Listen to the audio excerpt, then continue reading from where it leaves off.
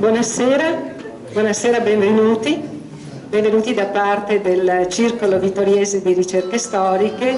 Questa sera presentiamo, come vedete alle mie spalle, l'ultima opera, l'ultima fatica di Giovanni Tomasi, Dialetti e tradizioni delle Prealpi Venete orientali. È una ricerca sui dialetti delle valli del Brenta, del Piave, del Livenza e del Cellina, edito da De Bastiani.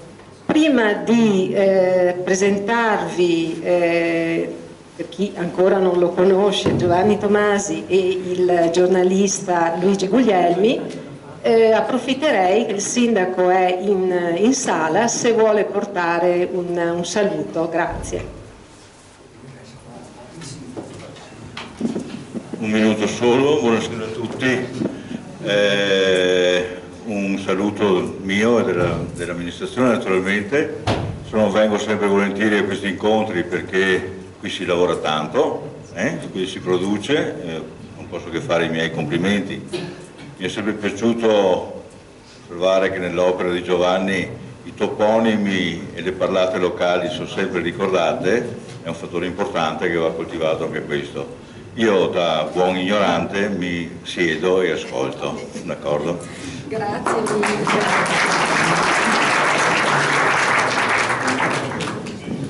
Ecco, allora, come si diventa linguista? Una lunga storia, ognuno poi ha un percorso diverso. Giovanni Tomasi si interessa di dialettologia da quando aveva circa 12 anni. Scriveva su un quadernetto tutte le parole di dialetto che suo nonno omonimo Giovanni Tomasi di Rivine diceva, e quindi lui le parole che non conosceva se le scriveva con tanto di traduzione, e così è arrivato ad avere circa 500 vocaboli alla morte del nonno, avvenuta nel 1969. Poi cosa succede? Succede che va in Liguria per l'università, si laurea eccetera, e ritorna come giovane medico a Belluno nel 1977. Non conoscendo quasi nessuno a Belluno, allora incomincia a frequentare la biblioteca, a leggere libri, soprattutto di storia locale, di linguistica, perché era una passione che era già sbocciata in lui. È lì che nel 1980 incontra il famoso professor Giambattista Pellegrini, che è un celebre linguista. Io adesso è passato alla quiete dei Campi Celesti, ma comunque ecco, lo esorta, vedendo appunto la raccolta di questi primi 500 vocaboli, a scrivere il dialetto di Revine. E così ha cominciato la sua avventura appunto nella linguistica, e questa sarà la prima delle 97 pubblicazioni che Giovanni ha al suo attivo nella sua vita. Allora adesso vi presento prima di tutto l'ospite, Luigi Guglielmi, laureato in lettere e filosofia presso il Dipartimento di Linguistica dell'Università di Padova nell'anno accademico 89-90, con una tesi su appunti lessicali sugli statuti trevisani dei secoli XIII-XIV, relatore, manco a dirlo, il professor Giambattista Pellegrini. Luigi Guglielmi vive a Belluno, dove lavora come giornalista dell'Amico del Popolo. È uno studioso di dialetti ladini. Giovanni Tomasi, se c'è ancora qualcuno che non lo conosce, ma insomma è giusto anche ricordarne, no? Sempre comunque le opere. Medico, collaboratore del CNR di Padova per la dialettologia nel 1988-97. con incarichi di ricerca per la Fondazione Giorgio Cini di Venezia, editi nel 1999-2012. Consulente linguistico per l'archivio multimediale dei dialetti veneti nel 2008-2011, vincitore del premio Gambrinus Mazzotti nel 2000. nella sezione Finestra sulle Venezie. Autore di si è preso un po' avanti, centinaio, perché ne abbiamo in cantiere, vero Giovanni? Quindi 97 sicuri pubblicati, altri 3 in itinere. Dicevo, pubblicazioni inerenti il Veneto settentrionale e i territori vicini del Friuli e del Trentino orientale. Bene, io vi lascio la parola.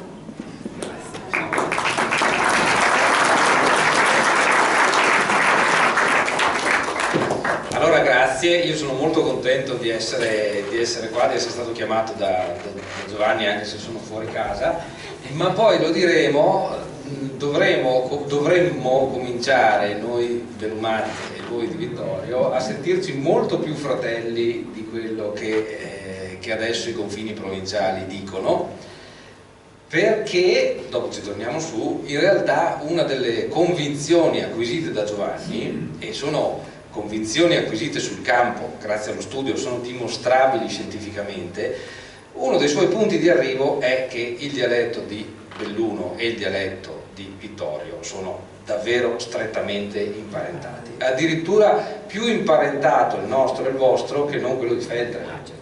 Ecco. E questo giusto per darvi un assaggio, insomma, di quale può essere una lettura, di cosa può saltare fuori da un libro del genere, dal tipo di ricerche che fa Giovanni Tomasi. Il fatto è che la sua conoscenza dei dialetti qua sul posto, nelle nostre zone, è talmente approfondita che non ho problemi a dire che sicuramente è quello che ne sa più di tutti. E per cui se lui dice che le cose stanno così, abbiamo qua con noi la persona che più di tutti può affermarlo con certezza, e non sono impressioni, è tutto sempre suffragato da dati. Allora, forse l'ultimo libro che avevamo presentato, di cui avevamo parlato con Giovanni, era stato un lavoro bellissimo sulla toponomastica dell'Agordino. L'Agordino è una delle vallate più studiate sicuramente in assoluto in Italia, perché ha avuto anche la fortuna di avere dei personaggi molto importanti, degli studiosi molto importanti che si sono occupati di quella nostra zona, che voi sicuramente conoscete perché frequentate le nostre montagne bellunesi. Ecco, però in passato io ero rimasto veramente, e di quest'opera sull'Agordino mi servo da divulgatore, perché non è che abbia mai fatto scoperte di niente, praticamente, a differenza di Giovanni che ne fa di continuo, però mi capita spesso di parlare di dialetti e di cose dei nostri dialetti in giro per la nostra provincia, che è la mia passione, è rimasta la mia passione, e in questo, insomma, noi allievi di pellegrini è raro che abbiamo lasciato là, no? Le cose le abbiamo sempre tenute poi coltivate, no? Ecco, dicevo, a parte quelle opere di Giovanni che riguardano i bellunesi, di cui mi servo sempre, un lavoro a cavallo che per me resta veramente esemplare sono gli studi sulla Fiena-Gione. E proprio dal punto di vista che dicevo prima sono interessantissimi, perché l'indagine così approfondita di cui è capace Giovanni, grazie agli informatori, perché poi alla fine il grazie va esteso a molti anche che sono qui in sala, che hanno aiutato alla raccolta di questo materiale, insomma, ecco, questo tipo di approfondimento che fa Giovanni da anni, che porta avanti da anni, consente appunto di scandagliare il territorio come nessun altro ha mai fatto, e porta anche a trarre delle conclusioni. Allora, questo libro non so neanche da dove cominciare, mi verrebbe da dire, possiamo partire dal fatto che Giovanni fa venire un brivido sulla schiena perché dice che probabilmente è l'ultimo sul dialetto. Stiamo tranquilli. Però perché l'ultimo sul dialetto? Questo è terribile, io butto là i cenni perché dopo ce ne parla lui, ma lo dice nel libro, lo dice proprio in modo chiaro, perché è andato perso tutto, si sta perdendo tutto, ormai la gente ha memoria di parole che forse quelli che sono più, che lo sanno meglio, hanno memoria che forse quella roba si chiamava in un qualche modo, ma anche chi le usava le parole non se le ricorda neanche più. Il problema qual è? Che la grandissima moria di parole, moltissime legate all'agricoltura, alla coltivazione, all'allevamento, ovviamente essendo cambiato tutto il nostro modo, tutta la nostra economia, il problema grosso che dice Giovanni, di cui parla Giovanni, e ha straragione, è terribile, è che noi oggi, anche chi di noi parla in dialetto e crede di continuare, mi parla, In realtà usiamo un lessico poverissimo, totalmente impoverito, e potremmo consolarci se constatassimo che il lessico che abbiamo perso, quello dialettale, è stato sostituito dall'italiano o dall'inglese o da qualche altra lingua. Non è stato sostituito da niente. Questo è proprio il fatto più drammatico. Avevamo una serie di conoscenze molto profonde, molto ricche, nomi per gli oggetti dettagliatissimi. Abbiamo perso tutto, ma non perché l'abbiamo imparato in italiano invece che in dialetto, l'abbiamo perso, basta, è vero Giovanni? Sì, quando io ho cominciato un contadino aveva un vocabolario di circa 5.000 parole, un ragazzo di oggi penso che ne avrà 2.000-2.500. C'è stata, e la moria peggiore non è quella legata alla tecnologia, perché sono cambiati tutti, l'agricoltura, l'allevamento e l'artigianato, è legata alla natura, e tutti si riempiono la bocca di ecosistemi, ecologia, natura, tutti vanno in montagna, nessuno sa più il nome delle erbe, dei cespugli, è una cosa, e degli insetti, è una cosa insensata, ma è così. Io ho fatto una fatica maledetta a trovare qualcuno che ancora sapesse qualcosa. In questo senso purtroppo tocca dire che questo libro probabilmente è l'ultimo. Allora, proprio perché probabilmente è l'ultimo, Giovanni qua dentro ha messo dentro un po' di tutto, e questo rende il volume anche più facile da sfogliare se si vuole, perché anche a prenderlo a caso si trova, è estremamente vario, insomma.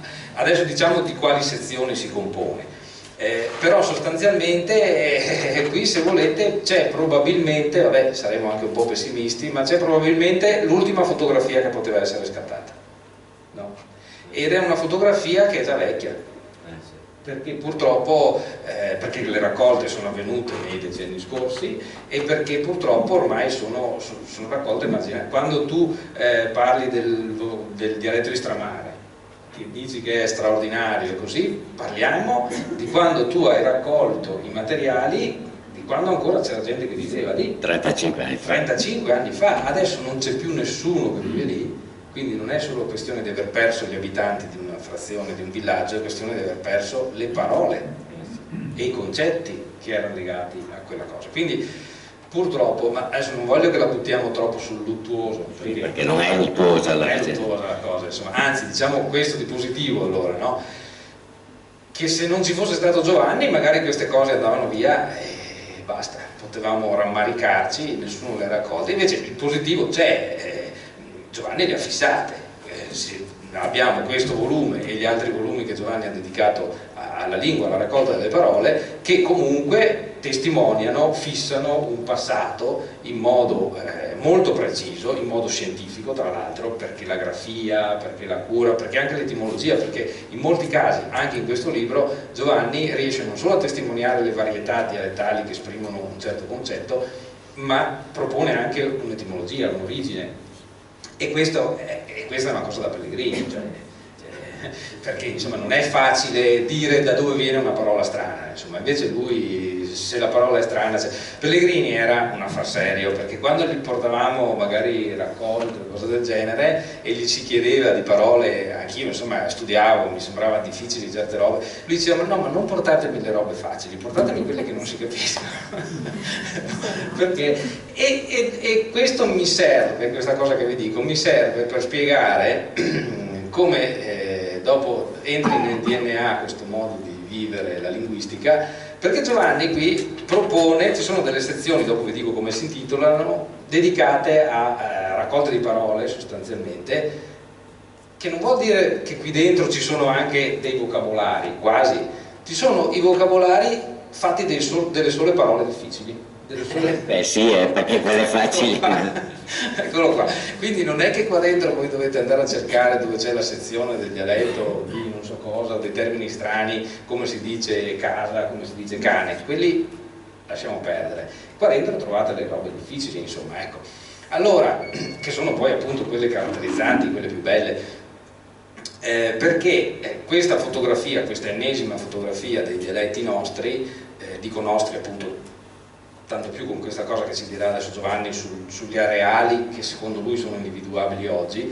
Ecco, questa fotografia comunque ci restituisce un'immagine che sappiamo qual è, di un territorio dove una volta i collegamenti erano molto più difficili di oggi, per cui c'erano delle microculture molto caratterizzate anche, no? Non solo questa situazione non era soltanto dovuta all'isolamento, per esempio qui dentro c'è un saggio di vocabolario possibile dedicato a Segusino. Sì, a Stramare per ecco, che si tratta appunto di zone periferiche, no? Decentrate rispetto alle grosse vie di comunicazione, ecco, e quindi appunto in questo caso l'isolamento determina una situazione particolare, no? Però Giovanni in questo libro vedrete che dedica anche un capitolo, dopo vi dico l'elenco delle sezioni di cui è composto questo libro, dedica spazio ai mestieri, che spesso al lessico dei mestieri, alla terminologia dei mestieri, che non vuol dire parlare del calzolaio di Vittorio, del falegname di Vittorio, vuol dire parlare delle specializzazioni che determinate località avevano. Da noi a Tisoi, a Belluno, c'erano le cave, no? Ecco, e infatti lui è andato a indagare a Tisoi cosa succedeva, ma anche giù di qua. Allora, nelle zone di estrazione dalla roccia, insomma dipende, no, da cosa si estraeva, lì si sviluppa un lessico specifico, che vuol dire un lessico che dice della natura della pietra, che dice degli strumenti che servono per lavorarla. Capite che quel lessico nel paese di fianco non c'è. Nel paese di fianco magari, vedo laggiù l'amico Mazzucco, magari si ricorda che a Casso le donne andavano in giro a vendere gli attrezzi fatti con legno, ne parla Giovanni nel libro. È logico che la specializzazione in paese, nel paese di Casso, per denominare tutti i tipi di cucchiaio, lungo, corto, questo, quell'altro, e quello che serviva per realizzarli, produce lessico. E il lessico, la cosa bella è che molto spesso questo lessico è di origine anche, diciamo, moderna, magari germanica, magari così, ma spesso è di origine antica. Sì. Specialmente per quanto riguarda la botanica. Ecco, specialmente per quanto riguarda la botanica, perché Giovanni dice, ma dillo tu, che alla fine quello della botanica, cioè delle piante, è l'ambito più straordinario. Lì sì troviamo le parole vecchissime. Sì, lì si trovano sedimentate parole che hanno 3-4 mila anni, 1500 anni, 2000 anni, che c'è da chiedersi perché sono lì e non da un'altra parte. Ma ne parleremo in corso d'opera, diciamo. Sì, allora fa impressione, no? Perché a me suggestiona sempre pensare, e la propongo questa immagine.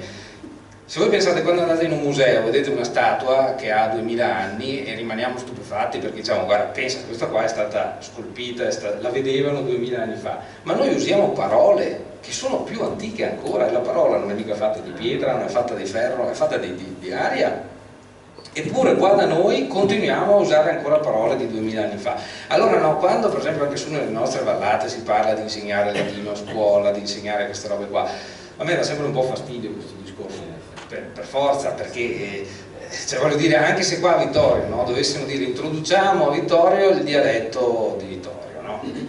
Cosa vuoi introdurre? Allora una manovra seria sarebbe quella di reintrodurre i termini antichi, però ha senso, non ha senso? Non ha senso. Non ha più senso, no? Ecco. Però a scuola si può sì fare cultura locale, perché senza pretendere che uno esca, che parla dialetto, voglio dire, però può uscire da scuola sapendo che il nome della tal pianta è antichissimo, può uscire da scuola sapendo che... Prego. Mi permetto, perché a scuola e non nella famiglia innanzitutto? Ma per esempio, cioè, il dialetto è qualcosa che va parlato, non insegnato. E non insegnato ma parlato, è logico, sì. Quello che è davvero...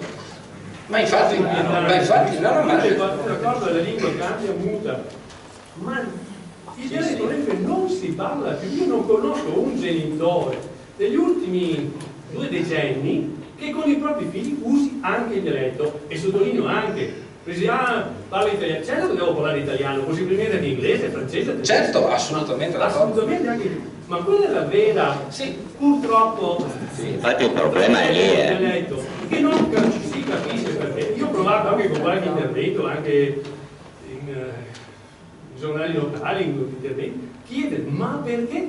Non capisco il motivo per il quale nella propria famiglia o nelle situazioni comunque parlate della vita quotidiana non si possa usare. Sì, magari, io sono d'accordo. Sembra che ci si vergognasse. Pensi che noi sul nostro giornale, sull'Amico del Popolo, ogni settimana per esempio abbiamo un articolo scritto nel dialetto di Cortina, nell'Ampezzano, proprio perché siamo convinti che cioè vogliamo dare anche un invito a parlare, insomma. Ecco, questo è il parallelo qui sull'azione, che sembra sia... Sì, siamo diocesani tutti. Anche un paio di settimane fa, chiedendo o invitando a riflettere un attimo su questa questione. Sì, però... Per esempio si dice che i veneti amano molto chi conosce anche i politici. In una pubblicazione recente il nostro governatore viene votato perché sa usare bene anche il dialetto. L'86% dei veneti apprezzano chi sa usare il dialetto. Però sì, lo si vota, ma con i propri figli, con la propria famiglia non lo si usa. Anzi, posso confidare che io sono cadorino di madre, vivo a Belluno, mio papà è di Tiene, quindi vicentino, e ho un gruppo su WhatsApp di cui facciamo parte tutti i cugini, no? E io vedo come parlano i miei cugini, che da bravi veneti tendono a usare il dialetto di più, ma anche su questo però dobbiamo dire una cosa, dopo Giovanni mi aiuta. Però il problema è quello che diceva Giovanni prima: quelli che parlano dialetto anacquato, impoverito, incerto anche sui fenomeni grammaticali. Uno che lo sente da pronunciare, non so, arriva qua un siciliano, lo sente parlare e dice ah, questo qua parla dialetto, ma noi che siamo da qua, se abbiamo un minimo di coscienza linguistica, vediamo che è solo una brutta copia dell'italiano. Dell'italiano e purtroppo ormai anche dell'inglese. Io ho citato lì dentro perché li ho sentiti gli anglesimi tipo scanar, che non vuol dire tagliare la gola a qualcuno, ma eseguire una scansione, operare lo scanner, logar, fare il login, trainar, andare a sentire che ti insegnano, dall'inglese to train. Siamo arrivati fino all'imbecillità più totale, bed and breakfast, che diventa poi B&B, molta gente lo chiama breakfast. Ecco, questo è il dialetto che stiamo parlando noi oggi. Sì, purtroppo è così. Ma comunque, allora, tornando appunto al lavoro di Giovanni, la prima parte del libro, perché vi ho detto che verrà detto di quali capitoli si compone, vabbè, mi ha chiesto di scrivere una prefazione, io poi mi sono soffermato soprattutto sul primo capitolo, sulla prima grande sezione del libro, che è appunto il primo capitolo, che si intitola Comparazioni lessicali. Allora, qui Giovanni ha fatto un lavoro enorme, perché cosa vuol dire? Vuol dire andare in cerca, ispezionare, esaminare 11 ambiti, sono 11 Giovanni mi pare, sì. 11 ambiti semantici, e ve lo leggo perché sono 11, che sono l'uomo, il soprannaturale. Ambiti semantici vuol dire termini che hanno a che vedere con il soprannaturale, non vuol dire uno, vuol dire che dopo alla fine sono stati esplorati 200 concetti appartenenti a questi 11 ambiti, va bene? L'uomo, il soprannaturale, l'alimentazione, i giochi, la caccia, l'agricoltura, l'allevamento, la botanica, la zoologia, toponimi e termini geografici, l'acqua e i suoi problemi. Anche qui vuol dire trovare informatori del posto, informatori competenti, originari del posto, la famiglia deve essere originaria del posto, che parlino il dialetto bene, ok? E che poi sappiano rispondere a domande non so, adesso apro a caso, no? Non è che lui va lì da quello che sa parlare il dialetto e dice come dite qua in paese cane, appunto, come dicevamo prima, quello lasciamo stare. Come dite orzaiolo? Allora capite che bisogna che sia uno che il dialetto lo parla sul serio, perché vorrei vedere, no? Io che lo parlo malissimo per esempio sarei in difficoltà, no? Vado a caso, appunto, orzaiolo, l'ultimo nato. Avete nel dialetto qua, per dire, una parola che indichi l'ultimo nato della famiglia? Perché fa queste domande? Perché sa che da qualche parte c'è, e dove non c'è probabilmente è andato perso. Sì, dimenticato. Allora l'indagine è tutta fatta così, tutta fatta di cose difficili, vuol dire, non so, ma anche da voi qua avete la strega, quella che fa quella tal cosa, no? Allora uno magari dice, ah sì, è vero che c'era la strega così, però magari non si ricorda il nome, no? E adesso ho parlato di streghe, appunto poi uno può seguire i filoni vari in questo libro, perché anche già solo leggersi le inchieste su un determinato concetto, no? Già lì c'è da divertirsi. Per esempio quello sul soprannaturale è una cosa stupenda, perché possiamo anche mostrare qualche immagine, senz'altro. Perché le prime tre sono... Sì. Beh no, ma qui allora partiamo con questa, vedete, questa è l'immagine usata in copertina, che ha una storia già di per sé. Vai Giovanni. Questa è l'immagine perché era molto accattivante, molto colloquiale e che ci riporta indietro di 100 e passa anni, perché è stata scattata a Refrontolo verso il 1905. I tre che giocano sono Giovanni Corradini, medico condotto il sindaco del paese, il padre del medico, e questo che è un uomo eccezionale, si chiama Giacomo Uberti, per farla molto veloce è un garibaldino, grande impresario nell'Europa centro-orientale, ha costruito tra l'altro le ville imperiali di Yalta per lo zar, quindi questo, e muore poco dopo aver fatto questa cosa, scappato di casa a 17 anni per arruolarsi. È una foto quindi che già racconta un sacco di storie, no? Andiamo avanti, ve ne mostriamo poche, ma insomma... Sì, ecco, vi dicevo del soprannaturale. È soprannaturale, allora, sì. tra le cose che mi hanno veramente colpito, che mi sono divertito a leggere, c'è questo concetto incredibile della caccia selvatica. Quanti di voi l'ha sentito il concetto della caccia? C'è qualcuno che l'ha? E magari sapete dire, come la mia amica Elena Feltrina, anche il rumore che faceva la caccia selvatica? Perché a Feltre questa mia amica dice che sua nonna le diceva che bisogna aver paura perché la caccia selvatica fa tic-tac, tic-tac, tic-tac. Che cos'è la caccia selvatica? Ecco, la caccia selvatica, diciamo i nostri nonni, tanto per dire, sentivano di notte un grande rumore, erano cani latrati di cani e urla disperate, andavano alla finestra e vedevano questo. Vedete, c'è un uomo vestito di scuro che comanda una muta di cani, di solito sono bracchi neri, cani da casa, che inseguono un povero disgraziato che scappa lungo i monti e le colline. La caccia termina quando i cani lo prendono, lo sbranano e riportano i pezzi al capocaccia, diciamo. Il capocaccia, che non è altro che, lo vedete dalla coda, è il diavolo. I bracchi neri sono le anime dei dannati, e chi scappa chi sarà? È il cacciatore, è il cacciatore che alla domenica va a caccia invece di andare a messa. Cioè, una roba questa qui è, diciamo, è stata fortemente puntata col cristianesimo. In origine la caccia selvaggia, che esiste in tutta l'Europa centro-settentrionale fino in Scandinavia, è di derivazione germanica, non è una cosa negativa, e chi la comanda è Odino o Wotan, diciamo. Ma allora, vedete, tornando a prima, no?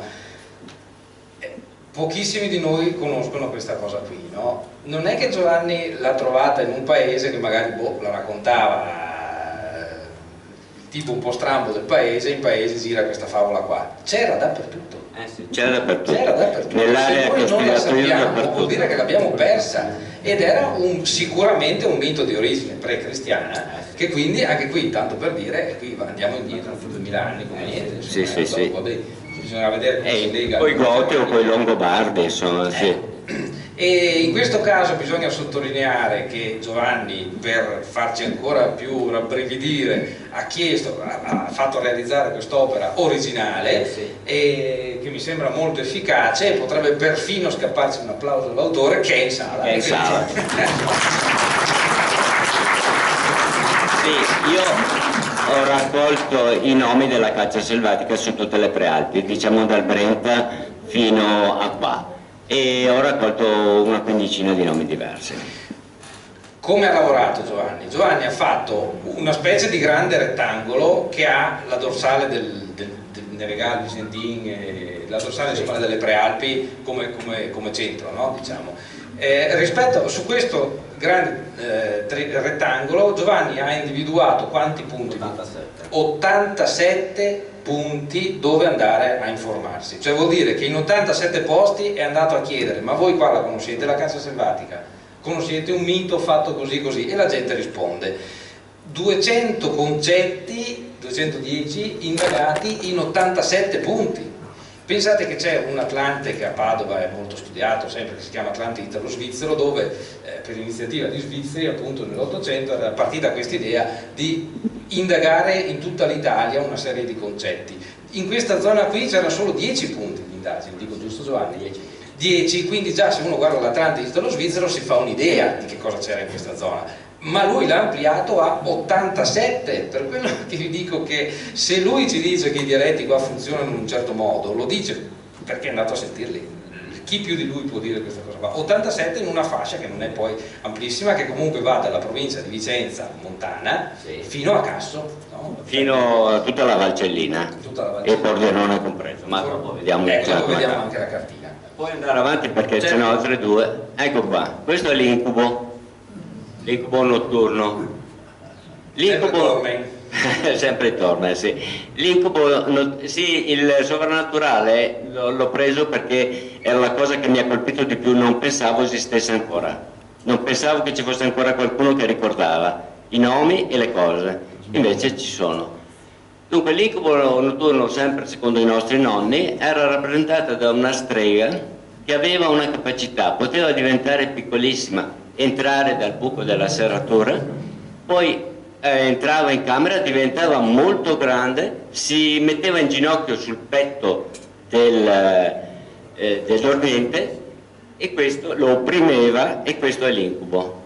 La stragrande maggioranza dei posti risponde con smara.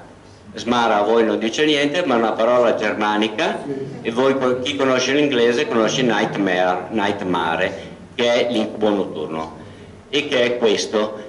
In altri posti sono in uso Fracola, Pesarol, Colza, tutti da calcare, tutti da premere. Pesarol, sempre con questa idea del premevenco anche. Perché poi magari appunto nasce questa cosa dal fatto che uno si sente oppresso, cerca una spiegazione e pensa che durante il sonno sia successo qualcosa. Così come nella prossima immagine, credo sia la prossima, bellissima, si dà una spiegazione a un fatto comune con qualcosa di soprannaturale. Sì. Vedete cosa fanno quei bambini?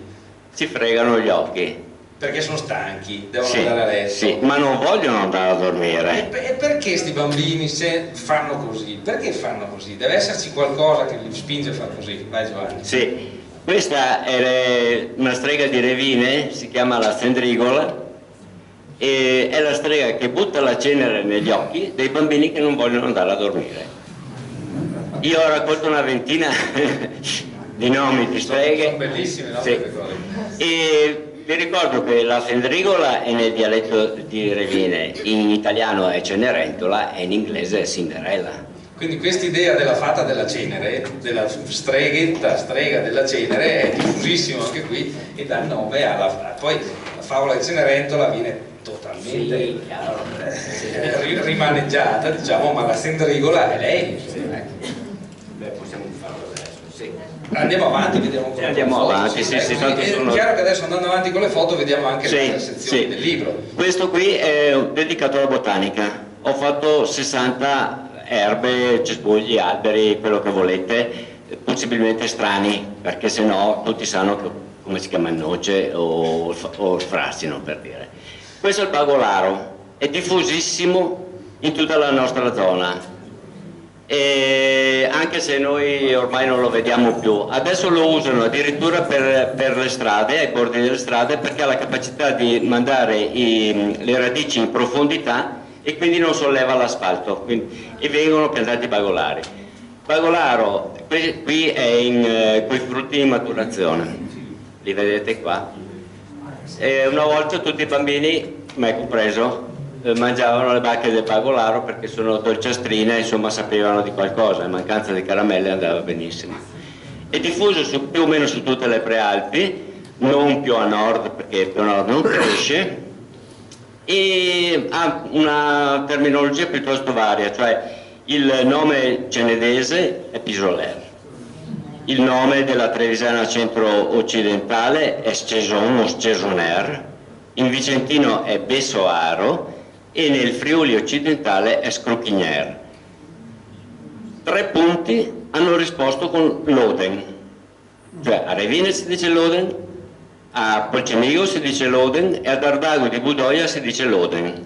Ora, Loden è una parola greca, perché i greci chiamavano quest'altro Lotano, e quindi ci è arrivata dalla Grecia. Ora, quasi tutte le parole greche che arrivano da noi ci arrivano con il filtro di Venezia, cioè arrivano prima a Venezia e poi Venezia le espande alla periferia, ma a Venezia il bagolaro si chiama Armiglia Romiglia, quindi da Venezia non ci è arrivato, quindi è arrivato da un'altra parte e prima che Venezia diventasse importante, cioè prima del 1000. Secondo me è una parola greco-bizantina dell'esarcato di Ravenna, che è arrivata su fino alle Prealpi.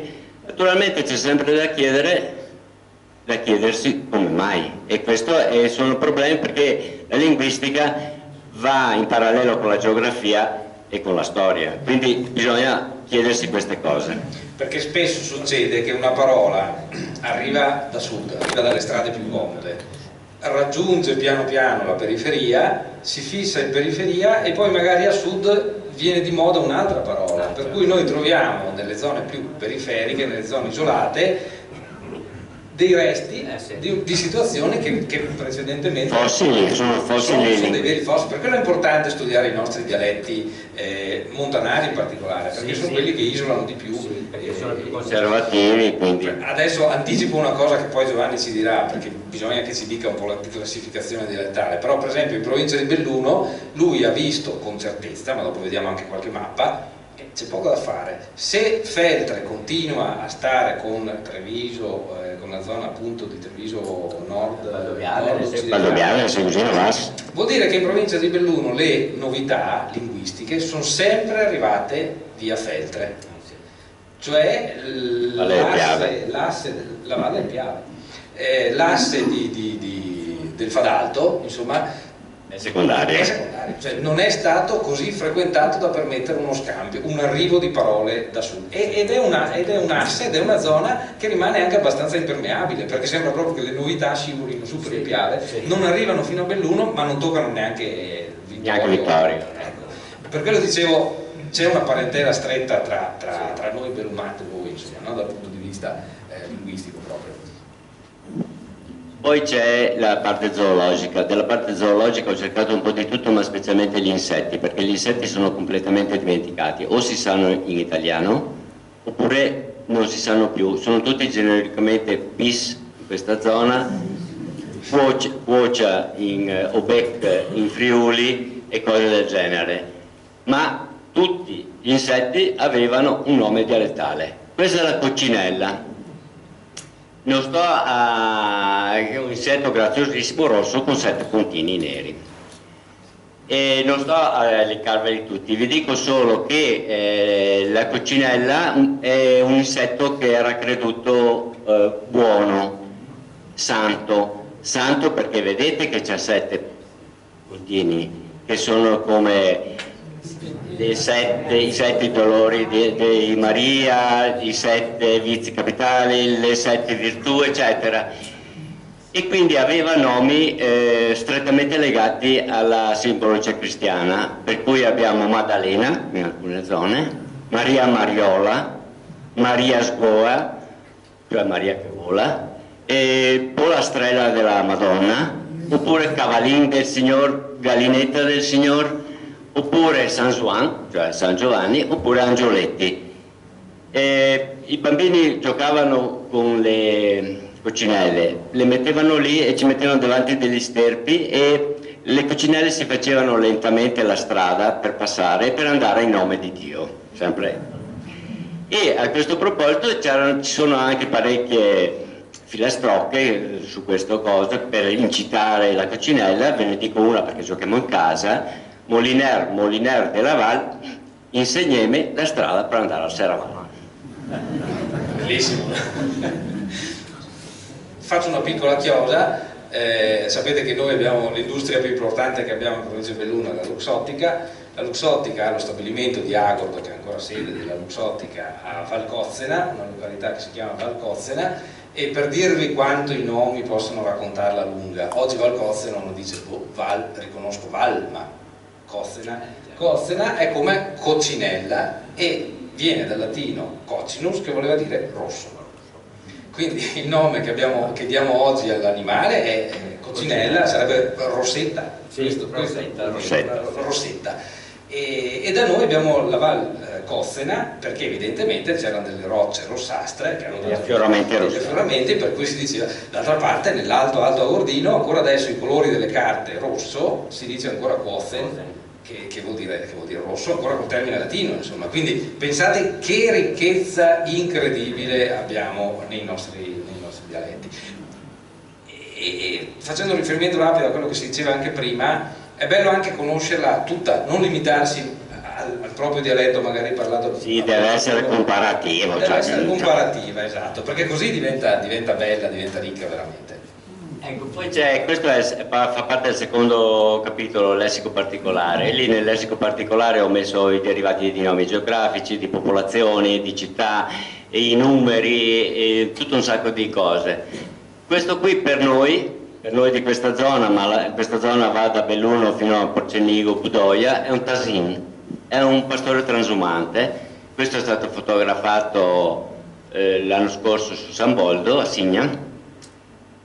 Tasin è per noi, vuol dire proveniente dalla Valle Tesino, che è una convalle laterale della Valsugana in provincia di Trento. Si chiamavano tutti Tasin, anche se non tutti venivano dal Tesino. Questo qua, che era anche un simpaticone, mi sono fermato con lui a chiacchierare mezz'oretta, è un moccheno, cioè della Valle dei Moccheni, sopra Pergine, dove parlano ancora. Sapeva ancora parlare. Sì, sapeva ancora parlare, per cui siccome lo sapevo un po' anch'io, allora ho detto, ma come farlo lui? Adesso vediamo. E viene da Roveda, che è nella Valle dei Moccheni, Roveda in italiano, Ochleit in bavaro tirolese, questo è un mocheno, e quindi diciamo non viene propriamente dal Tesino, però quasi tutti i pastori venivano dal Trentino orientale. Sul libro c'è una fotografia di un altro che viene da Ivano, che è sempre in Valsugana, e per me questi hanno un sapore particolare, cioè questi fanno un mestiere, il pastore transumante, che è protostorico, cioè 2000 anni prima di Cristo. Questi partivano d'inverno da monte per scendere in pianura a portare le loro greggi. Per me, ogni volta che ne vedo uno, mi fermo, ci fermiamo se siamo in macchina, io e mia moglie, lo guardiamo, lo fotografiamo, perché è come uscire di qua e vedere un dinosauro. Guarda. Allora, possiamo andare avanti. Ecco, vi dicevo, ci sono anche i numerali, ho fatto i numerali, che è un capitolo sui numerali, un capitolo sulle misure, eccetera, eccetera. Queste sono 4 carte che hanno tutte un nome, che hanno un valore numerico, ma specialmente hanno un nome. Beh, riconoscete tutti la veccia, tante spade, questo è il re, qualsiasi re si chiama il capon. Questa è una cosa recente, si chiama capon perché nelle carte inglesi c'è un K in alto. Siccome è un carico, una carta pesante, è un capone. Questo è l'asso di denari. Io ho raccolto per esempio l'ovo in teccia, in altre zone la fetella del salado, ma il più simpatico di tutti, qui ci mettiamo un po' di pepe, è il 2 di spade. Le spade effettivamente sono 2 sciabole, per cui riunendosi fanno l'organo sessuale femminile, lo vedete bene, per cui il nome del 2 di spade del feltrino è la biccia. L'ho raccolto a Monastier e anche a Moriago la meneghela, che fa parte di la Bernarda, la Yolanda, la meneghela, eccetera. E a Revina è la finfina, che chiaramente è un occultativo di figa. E nella zona di Colle Umberto, San Fior, un termine molto più moderno, la chiamano la bella di notte. Bella di notte nel senso di prostituta che va a fare il mestiere, sempre con le stesse cose. L'appellativo più simpatico in assoluto è quello di Stramare, Segusino, diciamo, la chiamano la passione dei costritti.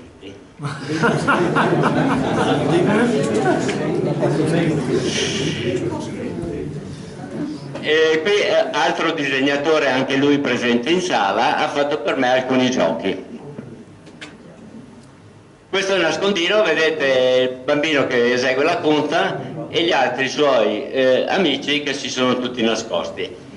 Il nascondino ha una nomenclatura abbastanza per grandi zone, cioè più che altro è cucuc, scondi cuc, oppure per nascondersi, e allora nascondersi, bando sconto, e fino a scondù catà, che lo dicono alla Valle Agordina, cioè scondù nascosto, catà, che ho trovato, scondù catà. E molte zone rispondono con tana, che in effetti la tana sarebbe il posto dove si fa la conta. Si arriva a dei massimi anche lì con tana, battisasso, fino a Tanageni, che è una stranezza, ma è a Collicello di Valstagna. Qui c'è anche Gheno che viene dalla Valstagna. Tanageni, cioè tana, vieni alla tana, perché per salvarsi bisogna toccare la tana. Altre zone, tutta la Valcellina, ma anche la Carnia risponde con piatasse. Piatasse sarebbe appiattirsi perché fa vedere bene questo qui che è appiattito. E alcune zone del Friuli, diciamo così, occidentale, e l'ho trovato comunque anche fra gli anziani a Revine, Tingol, un vecchissimo nome che compare qua e là anche in Valstagna con un altro significato, anche nel Trentino, è una parola gotica, di origine gotica, diciamo. Avanti. Questa è l'ultima, poi ci riprende a parlare. Qua io vorrei dire, qui c'è anche lo zampino appunto di Beppi Grava, e queste sono le rappresentazioni che è qui in sala. E queste sono le rappresentazioni che Giovanni è in grado di consentirsi dopo le sue ricerche. Vedete, ci sono dei punti numerati. Tutti i punti numerati sono i luoghi dove sono state eseguite le indagini, cioè dove concetto per concetto Giovanni è andato a chiedere come si dice qua, come si dice questo, come si dice quell'altro, per i vari concetti. In questo caso stiamo parlando della talpa. Allora vedete che le risposte sono scritte sotto, sono di 3 tipi sostanzialmente, no? Sì, di 4 tipi, ecco, dopo ne parli, no Giovanni? Però la diffusione di questi tipi consente di colorare questa carta geografica. Vedete su in cima Belluno, riconoscete il lago di Santa Croce, e vedete gli apparentamenti dei dialetti di fatto, no? Perché vedete che la zona di Vittorio Sconegliano, che è indicata con quelle righe orizzontali, tende ad avere il termine rumula, che però venendo in su verso il Fadalto, la parte montana di Vittorio, si confonde con il tipo bellunese, solva le righe verticali, no? Mentre, come dicevamo prima, vedete bene che l'area di Trevisano occidentale fino a Bassano e tira dentro Feltre, tira dentro il Primiero, è di un'altra colorazione, perché usa un altro termine.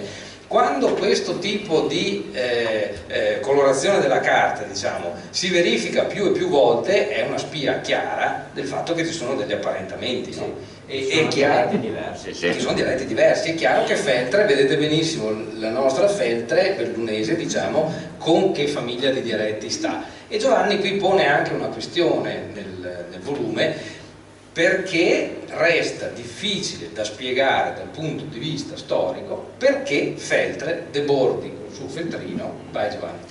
Sì, il dialetto feltrino non è localizzato solo nel feltrino. Il dialetto feltrino si parla anche a Vas, a Segusino, a Valdobbiade, a Pederob e una volta anche nella Val Cavasia. Cioè è un notevole smarginamento verso sud, e anche a Quero e a Lano, che oggi fanno parte della provincia di Belluno, ma fino all'inizio dell'Ottocento facevano parte della Trevisana, e che comunque sono in diocesi di Padova.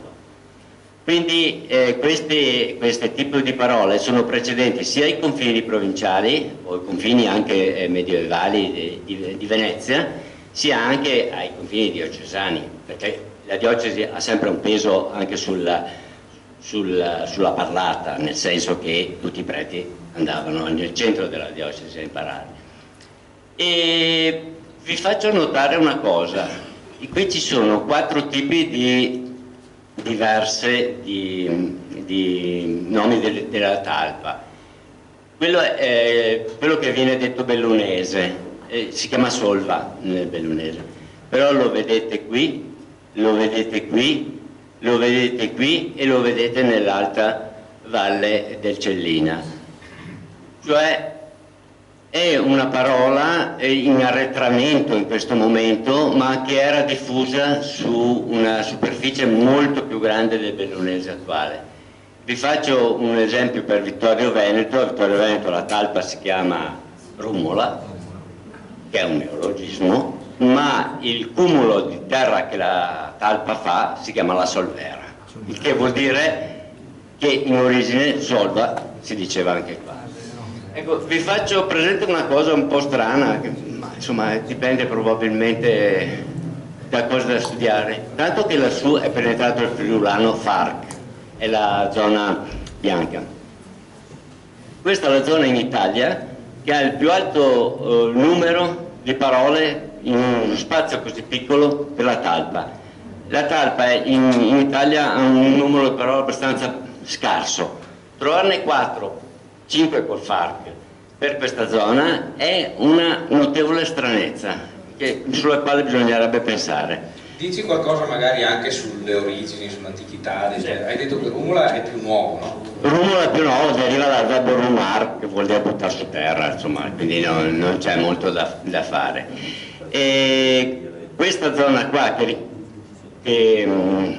prende il nome di talpa per modo di dire, perché chiamano talpa, talponera, topinera, ma insomma sempre talpa è, viene ovviamente dal latino, nel senso che anche i latini non la chiamavano talpa, l'hanno presa da qualche lingua parlata, forse l'etrusco, e comunque l'hanno diffusa, non è latina, ma l'hanno diffusa loro.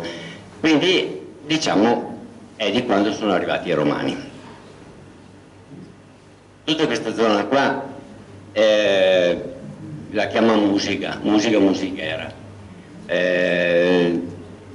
Secondo gli studiosi deriva da morsicare, ma siccome la talpa non morsica, io invece penso che derivi da mus, perché è il topo, perché assomiglia a un grosso topo.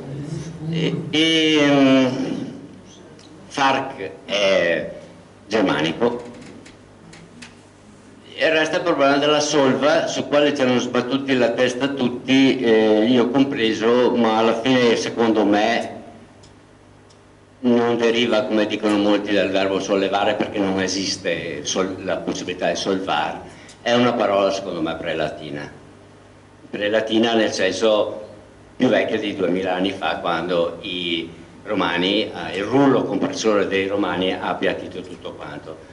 Dovete pensare che alcune parole sono arrivate a noi anche da periodi precedenti al latino. Secondo me solva è una di queste, limitata, bellunese, valcellina e prealpi, diciamo cenedesi.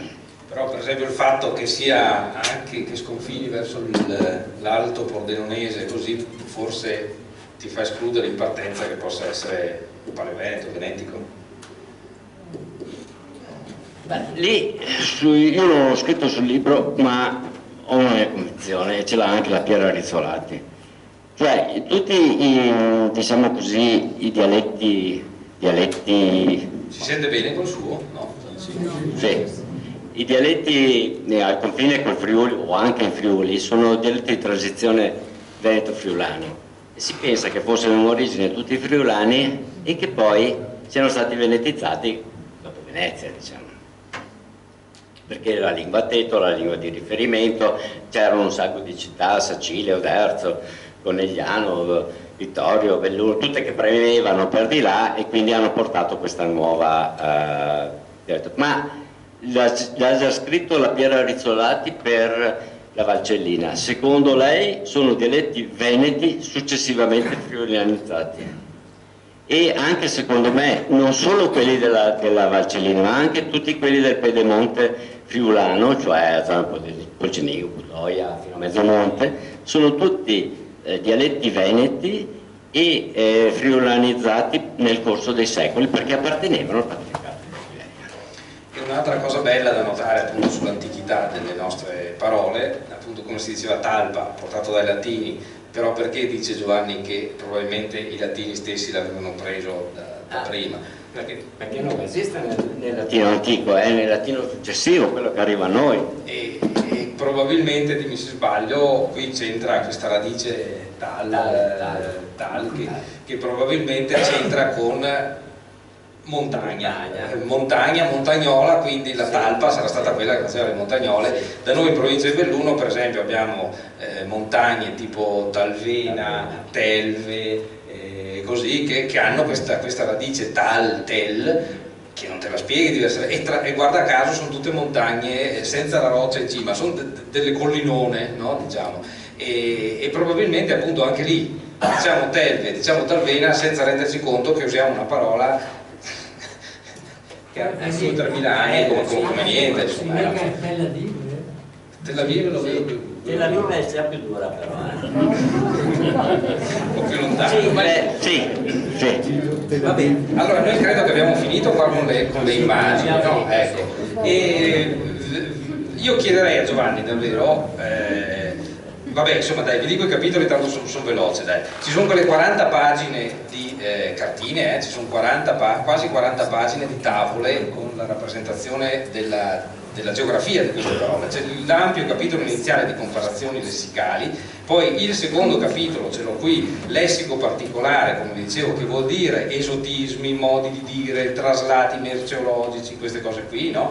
C'è la raccolta lessicale sul lessico strambo delle Prealpi, detto così, insomma dai, in modo un po' casareccio, ma ci siamo capiti. C'è il capitolo sul dialetto di Segusino, un saggio di vocabolario, sperando che qualcuno magari venga voglia di fare qualcosa. Sì, io avevo raccolto 3.000 parole e ne ho scelto 300. Poi bellissimo i viaggi delle lingue, proprio per mostrare come viaggiavano queste parole, no? E quindi diremo qualcosa poi appunto sulle partizioni insomma dei nostri dialetti. Le note finali che sono dedicate anche alle figure di riferimento, tra cui tornano dei medici, grazie sindaco, arrivederci. E la bibliografia eccetera. Volevo segnalare anche che c'è un corposissimo poi di fatto vocabolario finale, insomma un indice degli appellativi riferiti ai paragrafi, però notate bene che a pagina, vediamo se lo trovo, a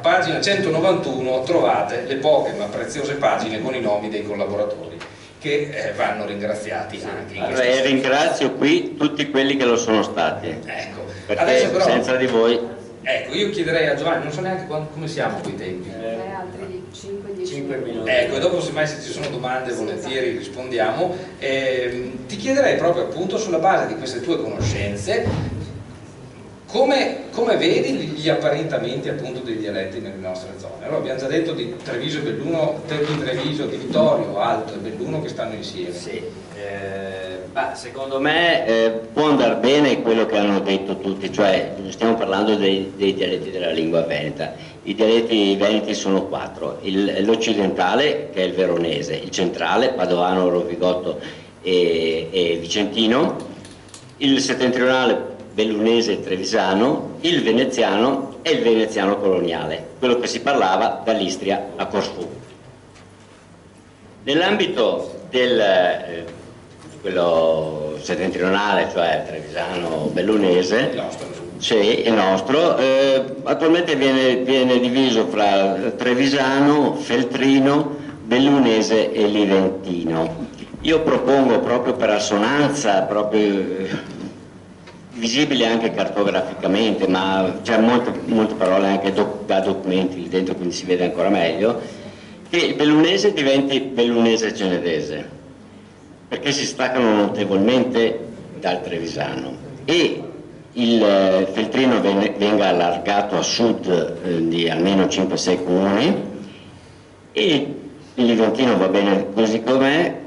Sono dell'idea, come la Rizzolatti, che tutti i dialetti veneto-friulani o friulani particolari di quella zona fino alla Valcellina in origine fossero tutti veneti e poi celtizzati, friulanizzati successivamente dopo il 1000, diciamo.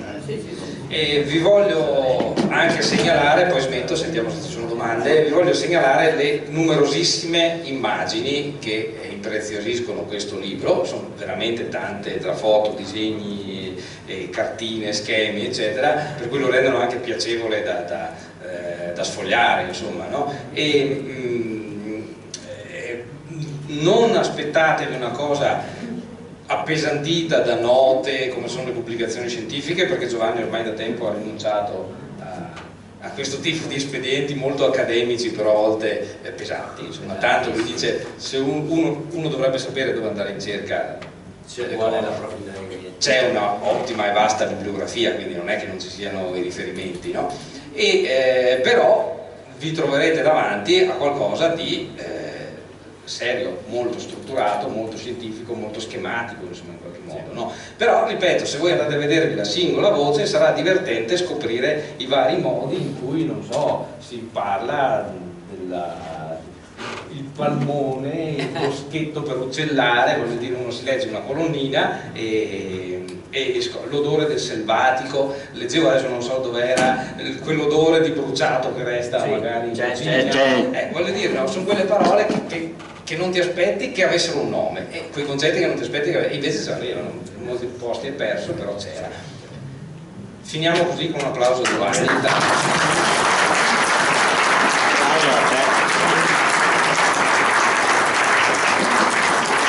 Il microfono che può girare per domande all'autore di questo bellissimo lavoro. Grazie, complimenti, perché una scienza così difficile come la linguistica con voi diventa facile e divertente. Grazie. Ecco, prima di passare alle domande io approfitto per dirvi che allora domani in comune avremo la conferenza stampa per la presentazione del lavoro, del progetto per il 2020 del Circolo Vittoriese di Ricerche Storiche. Già un articolo è uscito oggi. Parleremo della storia di Vittorio Veneto, che appunto verrà svolta da noi in 27 lezioni riunite in 9 pomeriggi per tutto il 2020. E di questo proprio parleremo alla città, quindi ne parleremo approfonditamente. Il prossimo incontro sarà il 13 dicembre, fra un mese, qui alle ore 18, insieme al professor Bruno Calegher dell'Università di Trieste.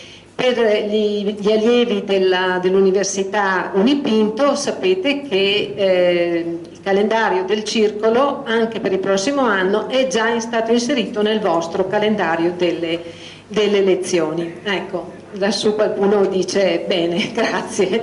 Ecco, aprirei alle domande. Sì, se c'è qualcuno che... Sì? Stos Slacai. Sì. Sono abbastanza incuriosita sono parole germaniche, no? Allora la signora chiede Stos e Slacai. No, non credo che siano germaniche. No. Credo che siano latine, uno da exclusus e l'altro Slacai. Perché anche i tedeschi... Sì, perché è viscido e quindi anche loro, sì, perché un po' tutti quando una roba fa un po' schifo la chiamano in maniera abbastanza simile, sì. No, non credo che sia così in tutte le zone... Sì, più o meno, sì. No, sì, senz'altro. Sì, è pan veneto direi, cioè un po' tutto il Veneto. Sì. Da noi, per dire, a Belluno, quando la finale in N si rischia di sentirla poco, ci si mette una consonante per far sentire, per cui da noi si dice slacanci. Anche alla mia si dice slacanci. E non solo. Sì, se c'è qualcuno che ha fare domande, le faccia veloci, sì. Sì, ricordo da bambino che quando sceglievamo Vittorio Veneto, noi dalle linee, ci prendevano in giro perché noi utilizzavamo e calcavamo molto la città L, Ballon, Sì. Fon, Desfon, Sì. Barlon, invece qui a Vittorio Veneto c'era Berlin, certo, sì. Baron, Sì, chiaro. Sì. Ecco, quindi c'è comunque una differenza di modo di pronunciare o di dire alcune parole dialettali rispetto a Rimini, che sono 4-5 km di distanza. C'è una collina che ci deve dire, ma chilometricamente parlando... Sì, però questo è dovuto al fatto che Rimini è più conservativo. Questa è una città, quindi ha preso tanta roba che veniva da sud.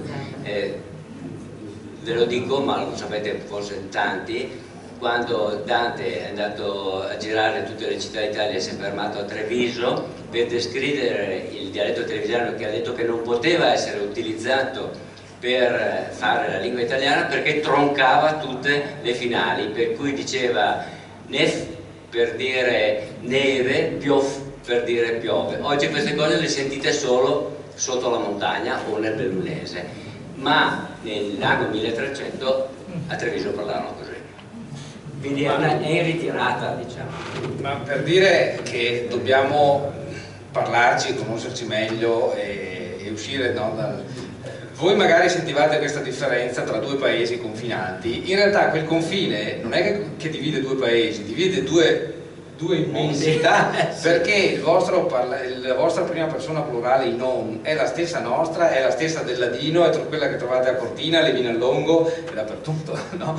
Per cui voi neanche vi rendete conto, magari, se vedete la differenza col paesino vicino che tira più verso Treviso o più verso Vittorio, insomma, diciamo comunque, no? Quando in realtà è la prova che voi state con noi su, cioè voi siete con noi con queste pronunce qua. Una disgrazia toccava una tana, il off a Formeniga. Sì. E Luigi Vissolati. Sì. Io conosco la Piera. Suo padre è Piera. Sì. Della Piera, preside il classico Pordenone, e mi ha detto testualmente: voi non parlate alto trevigiano, voi parlate cenedese. Sì. E nulla più. Sì, sì. Cenedese nel senso che... alto trevigiano. certo, non vuol dire niente, non vuol dire niente. Noi parliamo un dialetto che si chiama bellunese cenedese, quello. Almeno questa è la mia idea, ma è una mia idea dopo 60 anni che faccio sta roba. Dopo da ricordare anche il confine tra noi e il Bellun, a livello di diocesi, Mel, Trichiana e Lentiai e giù per di là fino a Marziai e Cenere in pratica. Dopo un altro discorso sarebbe da tirare in ballo qua, che risulta che questa diocesi è la diocesi di Vittorio Veneto, ma è di San Tiziano o è di Vittorio Emanuele II? No, è la diocesi di Cenere questa. Appunto. E allora sarebbe, nel 1939 Vittorio sarebbe una giusta denominazione diocesi di Cenere, o verso, perché non si può dimenticare, e anche Mel. Allora, per dirle come dopo sui nomi delle diocesi succedono guai, da noi è stata dolorosissima l'unione Belluno-Feltre, perché Feltrini... Un feltrino un giorno mi ha detto: ma se vi vede che voi siete tribù romana diversa dalla nostra, c'è ancora una convinzione che dice ancora. Ecco, no? Allora le hanno chiamate, per non far torto, Belluno-Feltre, e qualcuno ha cominciato a dire perché Belluno meno Feltre. Allora adesso il nostro vescovo preferisce che si dica Belluno-Feltre senza trattino, per evitare. Ecco, sono sempre argomenti molto delicati quelli che riguardano i nomi delle diocesi. Giù in fondo. Ultima, last but not the least.